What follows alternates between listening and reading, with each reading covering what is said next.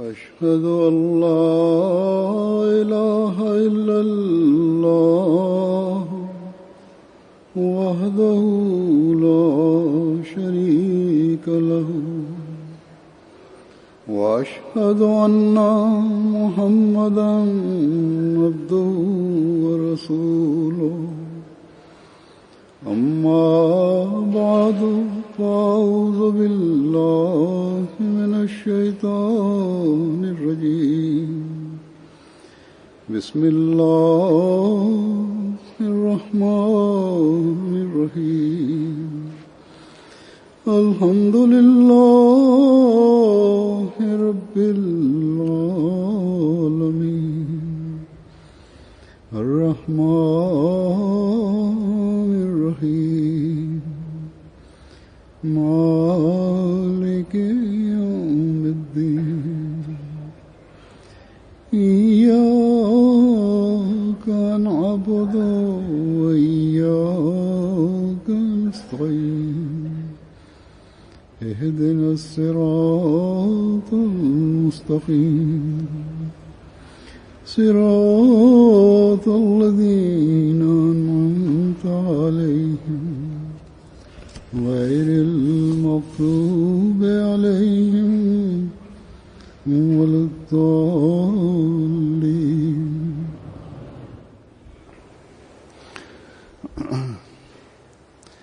اللہ تعالیٰ کے فضل سے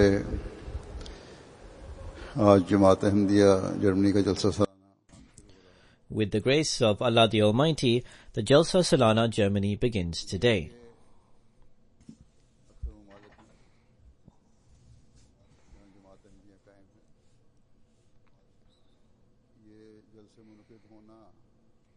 In most countries of the world where Jamaats are established, Jalsas form an integral part of the programs of the community.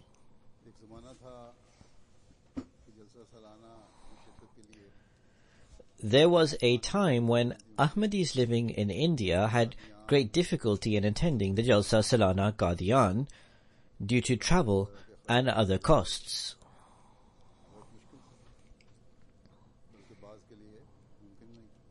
And for some, it was out of the question altogether to participate. Thus, the promised Messiah, peace be upon him, appealed to the members of the Jamaat to save throughout the year to enable them to travel for the Jalsa Salana.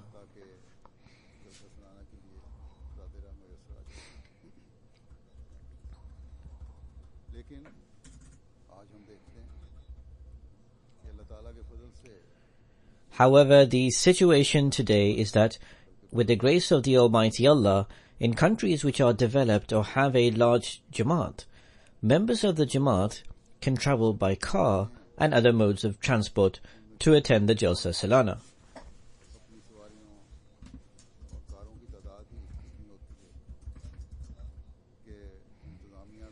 And the vehicles add up to such a large number that the administration has to make special and strenuous arrangements for just car parking.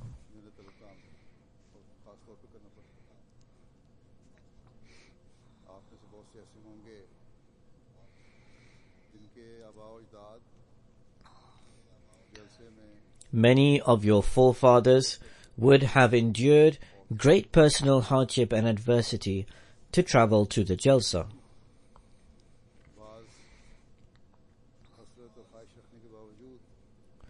Despite a deep longing to attend the Jalsa every year, they would not have been able to do so.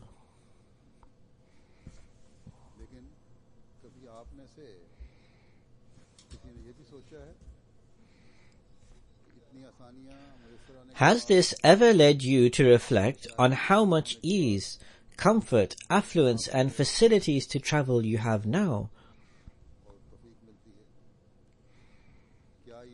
And has this in turn inclined you to being grateful to God the Almighty and has enhanced your faith?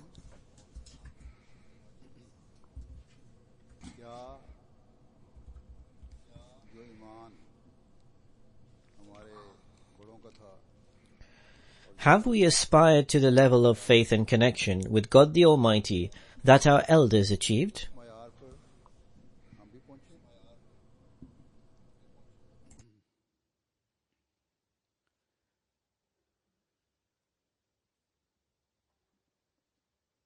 बाद उस जमाने के बुजुर्गों में से Some of the elders and saints during the life of the promised Messiah, peace be upon him, out of financial constraints, were unable to travel to the promised Messiah, peace be upon him, despite a yearning to do so and having believed and accepted in him.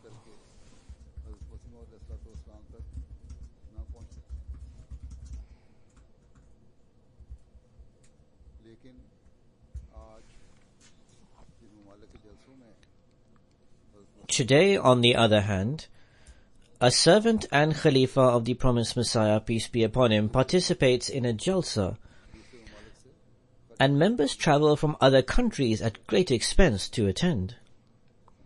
There are many such people among you here. In fact, non-Ahmadis also travel from abroad to attend the jalsa, to learn about the truthfulness of the promised Messiah, peace be upon him, those who do not even believe in the promised Messiah, peace be upon him. While it is a source of happiness that Allah the Almighty has transformed our circumstances and is spreading the message of the promised Messiah, peace be upon him, rapidly in the world, there it is also necessary for the progeny of our past elders and saints to assess their own condition and state. What is the level of our connection with God the Almighty, the level of our faith, and the level of our adherence to divine commands?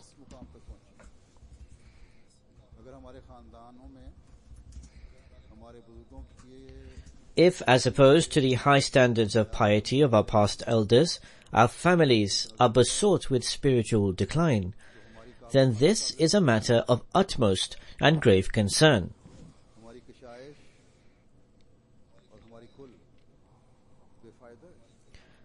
Our affluence is useless if we merely accumulate worldly wealth, yet our spiritual bank is empty.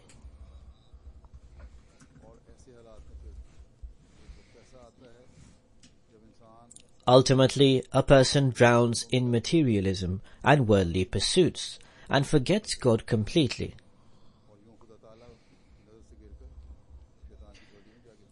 He falls in the estimation of God and ends up in the lap of Satan. For such people, the value of attending the Jalsa is reduced to only a tradition or custom. Thus, all of us should strive to make our participation at the Jalsa a source of detecting our flaws and weaknesses and bringing about an inner revolution in our state. We should become those who are grateful to God the Almighty. Our affluence and prosperity should be a means of inheriting the blessings of God. We should constantly endeavor and pray that neither we nor our progeny ever incur the displeasure of God the Almighty.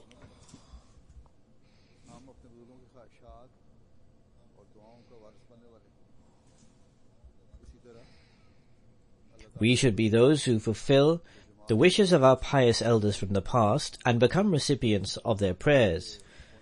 We see that by the grace of the Almighty Allah, the Jamaat is expanding and spreading all over the world.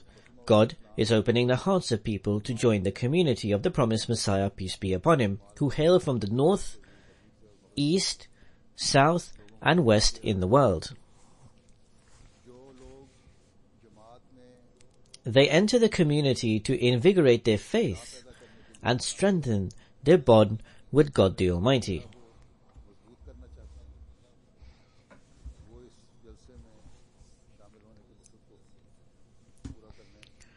May they fulfill the purpose of the Jalsa, and may Allah the Almighty continue to open their hearts.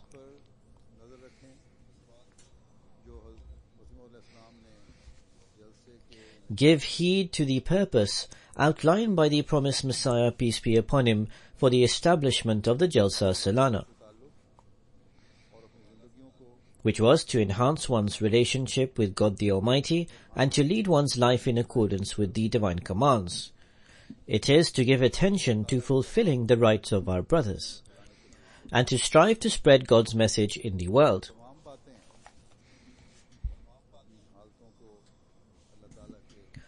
all of this demands that we transform our state in accordance with God's commands and demands sacrifices to be made.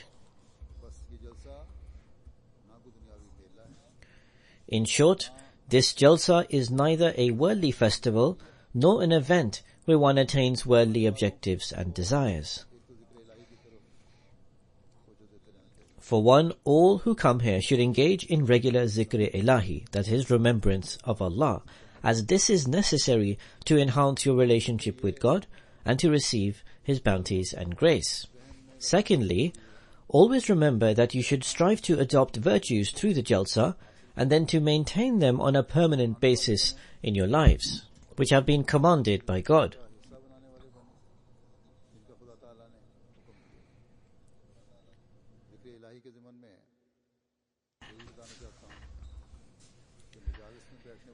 With reference to zikr-e-ilahi, bear in mind that despite the fact that people may individually be remembering God in their personal ways, it still has a communal effect. Where it benefits individuals, it also becomes a source of attracting the blessings of God for the entire Jamaat.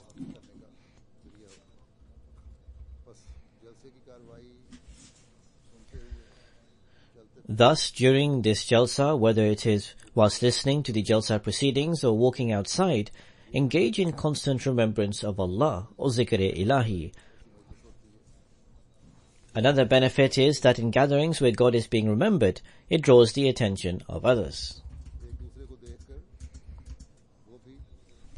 Seeing others remembering God stimulates a person to make similar efforts during the Jalsa days.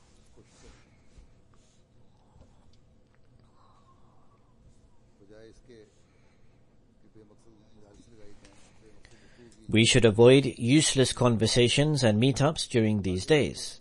Instead, all should endeavor to make every conversation valuable and purposeful. With the grace of Allah, the good habits we develop at the Jalsa live on for a short while after the Jalsa. And if one focuses, he can successfully maintain these for a long period after.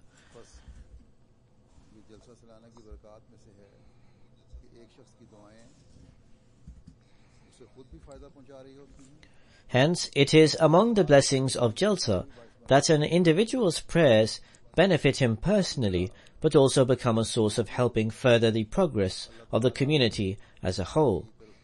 Through this, others are drawn to the true purpose of the Jalsa and to zikr-e-ilahi, to remembrance of Allah.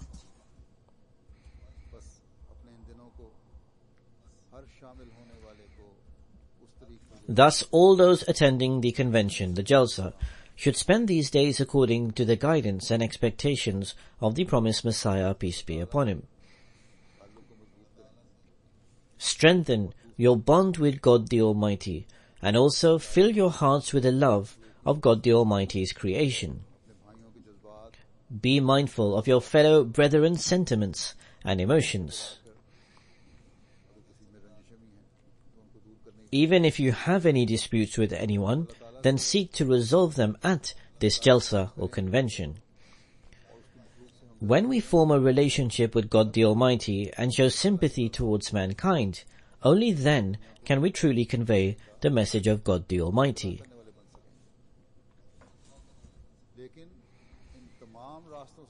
However, in order to attain these objectives, one must strive and make efforts, as this is the condition.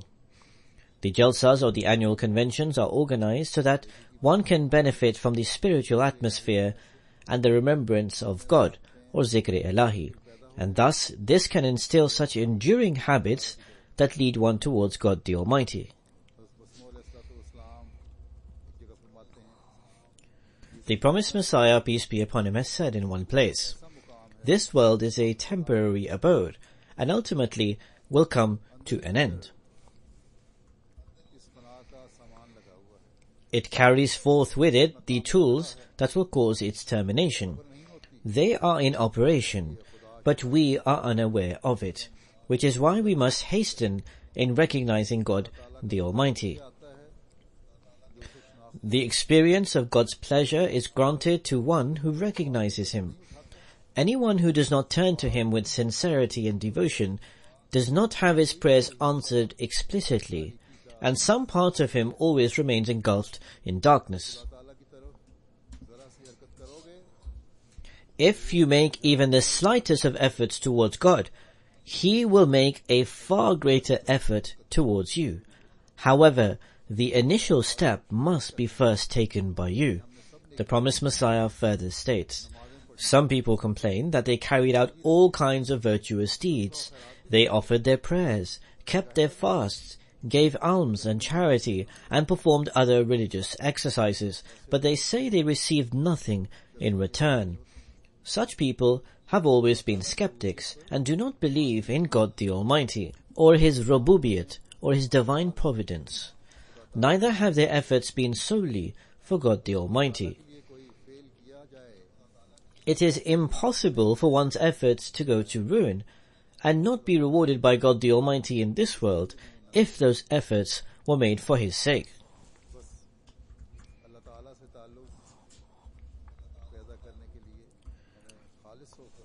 Thus, to establish a bond with God the Almighty, we must sincerely worship Him and adhere to His commandments.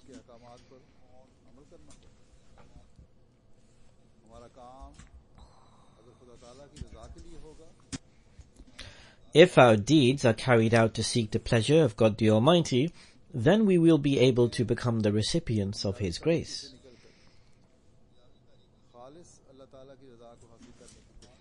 We must step out of the darkness of the world and sincerely try to seek God's pleasure. A great favor of God the Almighty upon us is that He continues to send His messengers and dear ones for our reformation.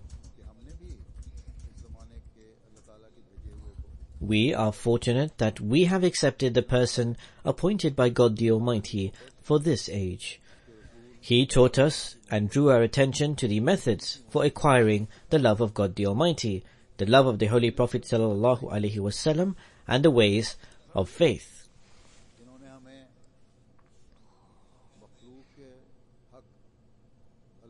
He also directed us towards fulfilling the rights of God's creation in accordance to God the Almighty's revealed guidance.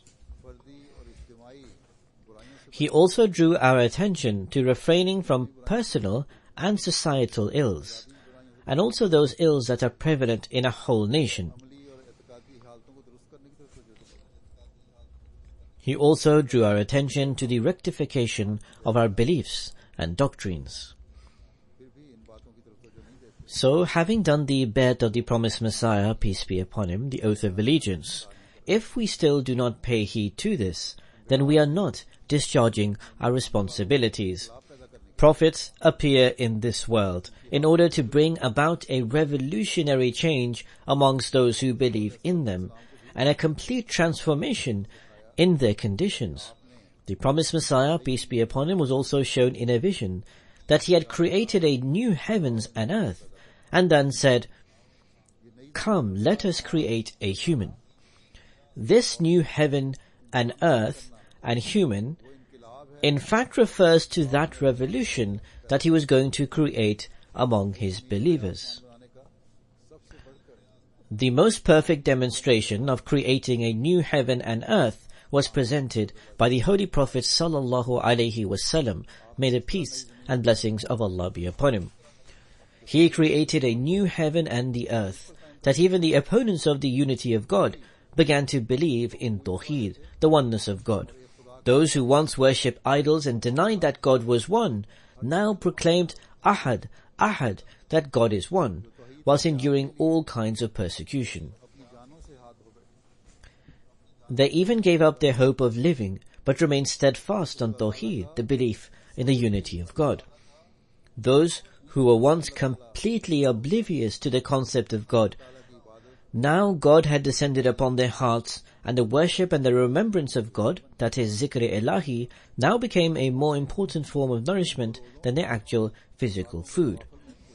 They began to fast during the day and spent their nights offering the Nawafil prayers. Their wives also, out of their love for God the Almighty and to strengthen their relationship with Him, abandoned their sleep at night and employed all kinds of methods to avoid falling asleep.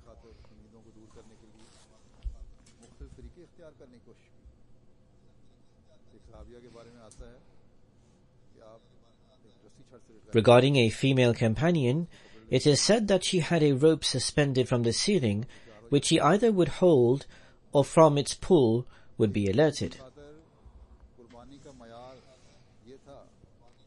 The standard of offering sacrifices for one another was such that they were even ready to offer all their property for their fellow brothers. In fact, they even did so.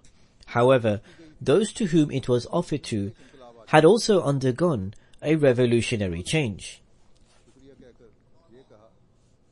They would instead thank them and say that may their wealth be a source of blessing for them, but all they required was the direction to the market.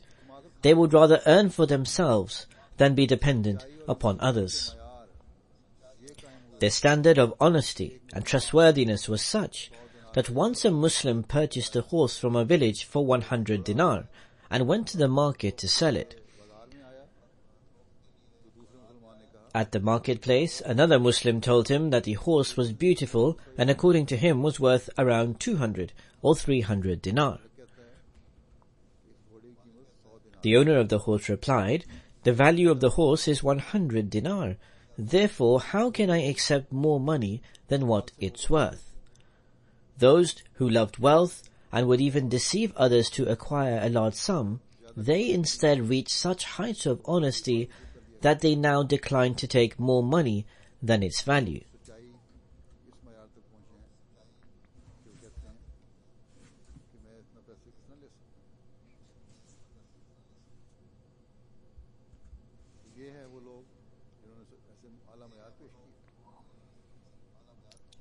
These were the standards set by those people, and this change was by virtue of the Holy Prophet, may the peace and blessings of Allah be upon him. Then he granted women their rights and established their honor and status in a society where they had no regard.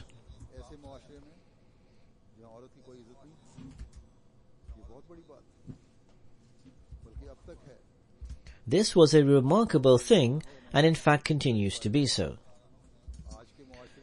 Drawing a comparison between today's society to the society of the time, Hazrat Muslih Maud, may Allah be pleased with him, states that today men raise slogans that they have granted women their rights. However, the reality is that previously men would harass women and beat them, considering it permissible.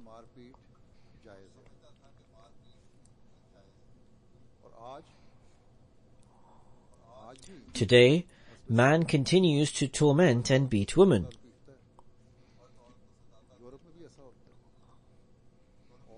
This even happens in Europe and also many other countries where women's freedom is held. Lawyers who are sat before me are aware of such instances. The only difference is that now, in spite of harassing and beating women, the men assert that it is unlawful to do so.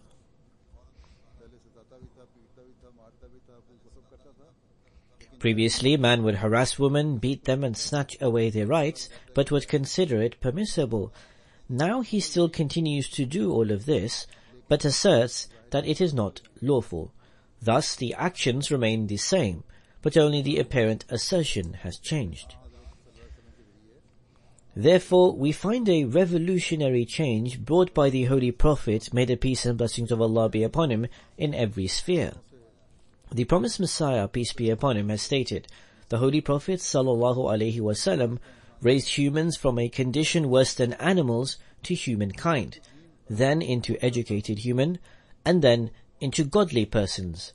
This indeed was a miracle of the Holy Prophet ﷺ. These godly people now began to do everything according to the will of God the Almighty. Indeed, this was the new heaven and earth, and that was created through the advent of the Holy Prophet ﷺ. In this age, God the Almighty has told true devotees of the Holy Prophet sallallahu alaihi wasallam to similarly form a new heaven and earth. Is the spiritual and moral condition of the Muslims today the same as those from the time of the Holy Prophet sallallahu alaihi wasallam?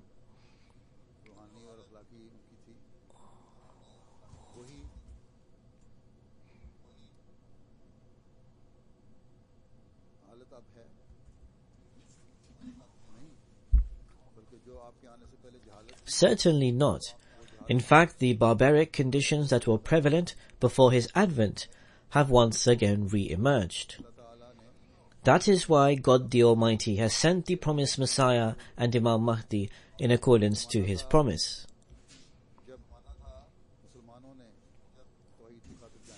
There was a time when Muslims offered their lives and all kinds of other sacrifices for Tawheed, for the belief in the one God. They spread Islam, and a noticeable change occurred in the world. Today, however, Muslims instead of Tawheed are bowing down to graves and seeking help from the dead. They are practicing shirk, associating partners with God.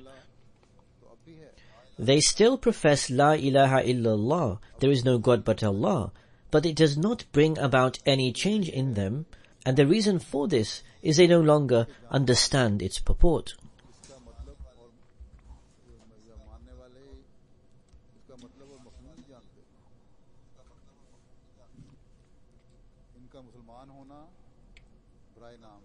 They are Muslims all but in name.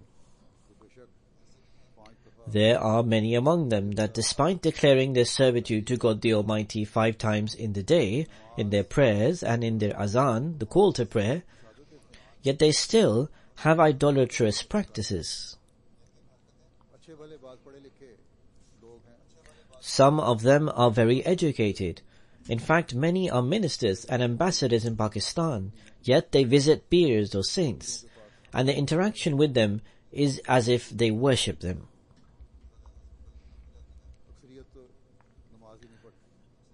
Many of them do not even offer their prayers.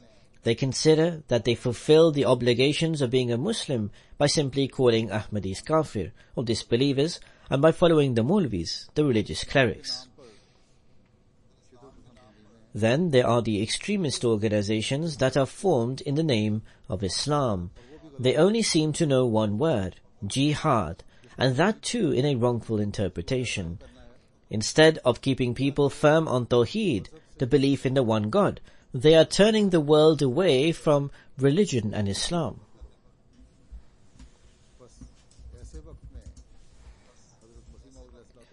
Thus, it was necessary for the promised Messiah, peace be upon him, to appear in such a time, so that he may form a new heaven and earth. Indeed, the promised Messiah, peace be upon him, demonstrated this by bringing about a revolutionary change.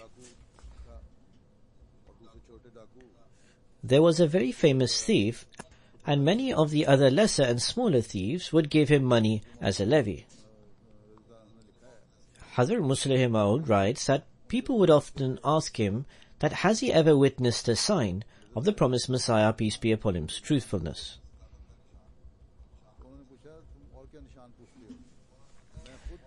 He would reply that he himself was a sign for the promised Messiah's truthfulness, because his life has been completely transformed. He no longer steals or loots people, instead is now occupied in the worship of God the Almighty. And so the promised Messiah, peace be upon him, has also formed a new heaven and earth, and he has transformed the lives of hundreds of thousands, thus demonstrating how a new heaven and new earth are created. The promised Messiah formed a new heaven and earth, and we have witnessed many signs and also heard and read about them. We have observed and heard about the lives of our elders, which further strengthen our faith. However, this vision draws the attention of the members of the community to also build a new heaven and earth. Therefore, we need to reflect that after becoming a part of the promised Messiah's community and by doing his bai'at, his oath of allegiance, what efforts are we making to build a new heaven and new earth?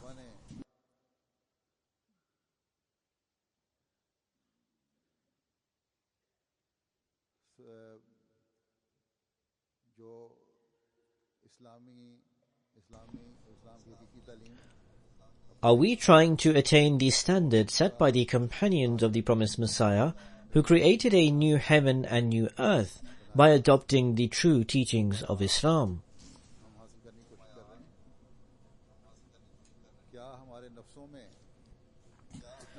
Has a change or transformation instilled in our souls to the extent that people can't help but say that they have completely changed? They have created a new heaven and new earth. Therefore, if we have to prove how the promised Messiah created a new heaven and new earth, then our model should be the biggest evidence and proof of this. Establishment of Tawheed, the unity of God, should be our top priority. Our endeavors should be towards strengthening our relationship with God the Almighty. We should strive hard to follow the commandments of Allah the Almighty. Our attention should be focused towards Haqūq al-Ibād, towards the fulfillment of the rights due to mankind. We should not become those who believe in the promised Messiah, peace be upon him, only based on acceptance of his doctrines and beliefs. Rather, practical transformation from within needs to also be witnessed. As I have said, people should acknowledge that he is a completely different person. At one place, Hazrat Muslih Maud elaborated on this beautifully by stating that the signs of the promised Messiah are of two kinds. The first type is when Allah the Almighty takes the onus to fulfill completely by himself. The second type is in which we contribute, and these signs are fulfilled by means of us.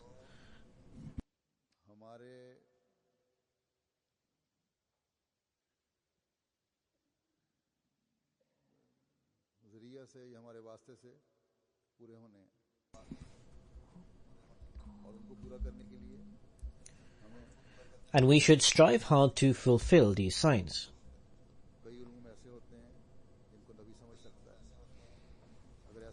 There are several types of knowledge that a prophet can comprehend. Otherwise, what is the need of a prophet? The fact which the promised Messiah mentioned after 1400 years already existed, but the Muslims did not have the knowledge, or they did not have the true understanding of these things. For example, the truthfulness of all religions. The promised Messiah, peace be upon him, stated that a spiritual leader who has millions of followers, and for a long time these followers seek guidance from this leader.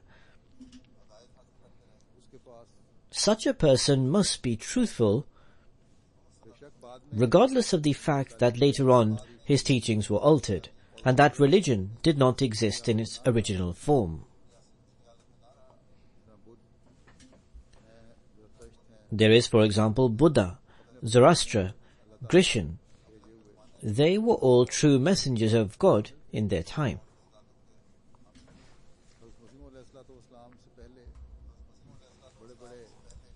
Before the advent of the promised Messiah, peace be upon him, although the respected elders of different nations did not speak against the elders of other nations and their religious leaders, but they were doubtful about it.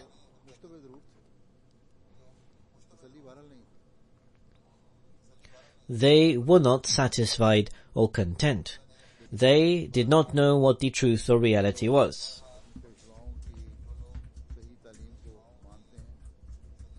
However, those who believe in the true teachings of their spiritual leaders, their condition is better than others comparatively. If the teachings of these spiritual leaders is followed, the world can attain peace and a prominent change can be witnessed here.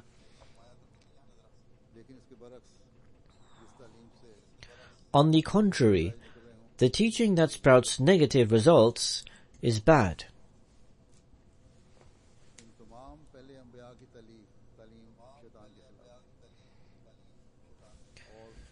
The teachings of all the former prophets taught against Satan. No one would have followed these teachings if they were the teachings of Satan. That is what the promised Messiah, peace be upon him, has stated.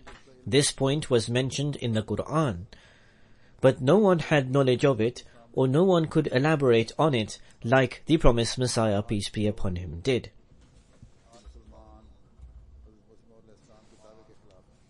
Despite the fact that Muslims are against the claim of the promised Messiah, they accept the fact that the foundation of all the religions is on truthfulness.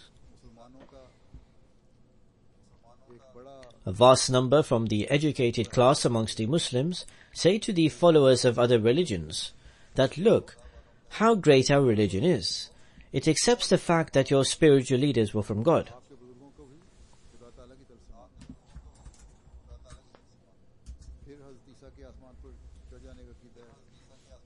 Also, there is the concept of Jesus' ascension to the heavens. This concept no longer exists amongst most of the educated Muslims. Even in Pakistan, the Muslim clerics have started to say that this matter has come to a conclusion. No one is coming and no one ascended to the heavens. Hence, the change of thinking which has occurred in others due to the advent of the promised Messiah is equivalent to a creation of a new heavens and earth. These are the signs that were fulfilled by Allah the Almighty Himself. However, the other way of creating this new heaven and earth is by our deeds. We will fulfill these signs. The followers of the promised Messiah will fulfill these signs. By creating a new heaven, not only did we bring a change in our beliefs, rather we also took a bet, an oath of allegiance at the hands of the promised Messiah. On the other hand, the creation of a new earth requires our efforts. A new earth is integral for a new heaven to prove to be beneficial. The Holy Prophet ﷺ, may the peace and blessings of Allah be upon him, said that a believer's heart is similar to earth. Therefore, we have to shape our hearts to prove beneficial not only by belief alone, rather through our deeds also. Allah the Almighty has blessed us that we have accepted the promised Messiah, peace be upon him. Allah the Almighty wills to shape our deeds into righteous deeds through the promised Messiah, peace be upon him, and to fix the earth through our hands.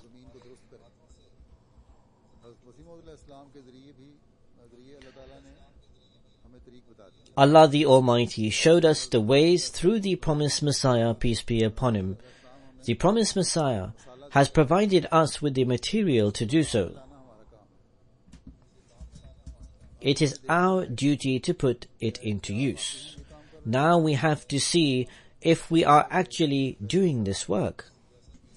Thus, as I stated earlier, if we are fulfilling the rights of Allah the Almighty and the rights of mankind, if our dealing with God the Almighty and His creation is pure, and there is a distinct grandeur in it, then we are certainly supporting the promised Messiah, peace be upon him, to create a new earth and heaven.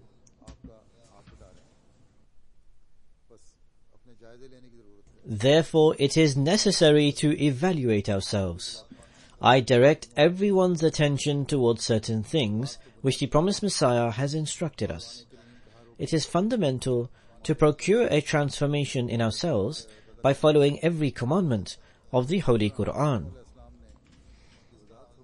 The method which the promised Messiah has elaborated upon this concept has become a source for us to create a new heaven and earth within us. Every one of us can create a new heaven and earth by adopting it and acting upon it. This can also prove beneficial for others. The promised Messiah, peace be upon him, says at one place, I observe that the conditions of people is such that they plan, but have become oblivious to prayer.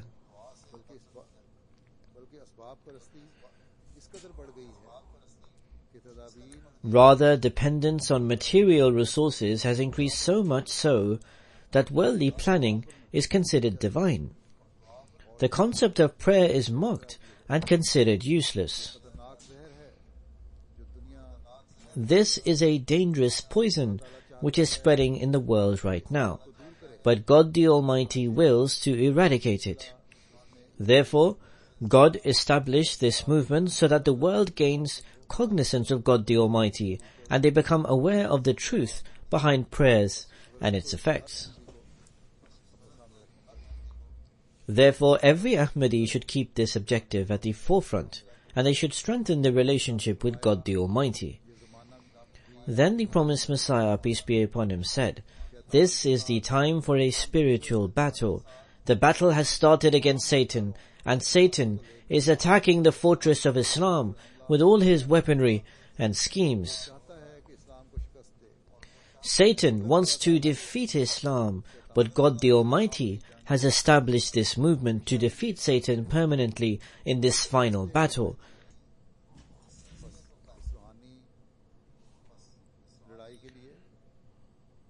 Thus, every Ahmadi should strive in this spiritual battle, and there is a need to advance forward in this. This cannot be possible until we create a new earth and heaven from our spirituality.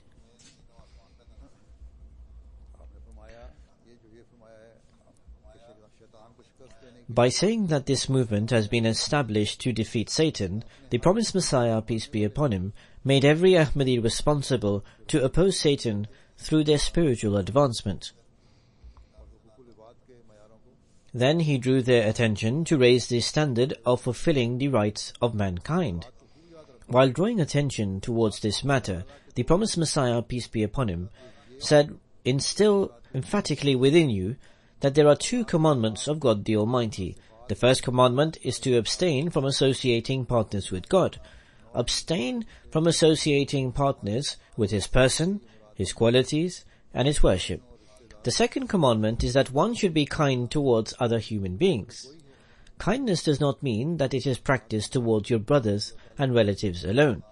It means that it should be practiced towards anyone who is a human being and a creature of God the Almighty. Do not think whether the person is a Hindu or a Christian. I tell you honestly that Allah the Almighty has taken the charge of providing justice to you in His own hands. He does not will that you do it yourself, meaning you should not try to take your own revenge. God will be pleased with you according to your level of adopting politeness, humility, and courtesy. Leave your enemies to God." May Allah the Almighty enable us to fulfill all our obligations. May we become those whom the promised Messiah expects us to be in our beliefs and in our actions and deeds. May our earth become new and our heavens become new. May we become the human beings who support the promised Messiah in creating a new earth and heavens. May Allah the Almighty bless this Jalsa in all respects. May everyone who is attending this Jalsa gather countless blessings. Listen to the Jalsa programs with full attention and try to make it a part of your lives. Every speech and program is very good. May Allah the Almighty enable us to do so.